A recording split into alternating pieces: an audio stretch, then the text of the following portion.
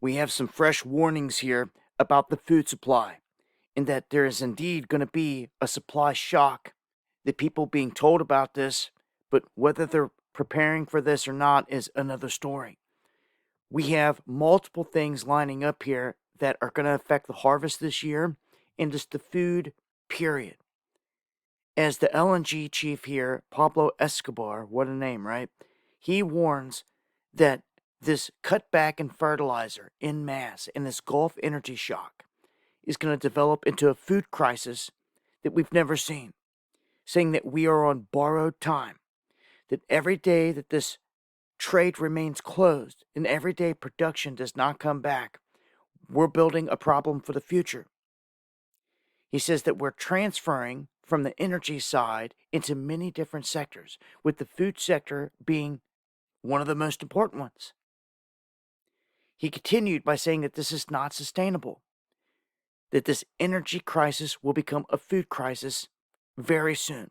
He also added that even if Hormuz was open today, it would still take 3 to 5 months to get everything back to fully recover. That's where we sit right now with no end in sight. And I want to remind you, it is Trump that has the whole thing closed at this point. And when you add on top of this, the drought that is just all across the United States, you can see on the image in the middle here, severe drought is causing major issues. And then you add that the fertilizer is not coming, that 70% of the farmers are not getting the fertilizer they need for this season. This is a catastrophe. Seeing all this happening, you've got to chalk up some kind of plan to stock up on food or have some kind of plan going into the winter ahead. Some are going to say, oh, I'll wait for that later. Well, you better realize what's happening right now before you end up at a store and there's nothing to get, nothing to buy. The water depleted all across the board, and this is all by design. This is a continuation of weather warfare, but one that doesn't get called out as much because it's not storms, it's not flooding, it's nothing that you can really see. The drought creeps up on everyone, and here we're already at a point where it's having devastating impacts. We had hardly no snow in the mountains. You've got droughts all across the board, the Midwest and the plains here. You've got a lack of fertilizer, and you've got a war that's cutting off all the supplies, all in all, that continues. So the warnings are out there.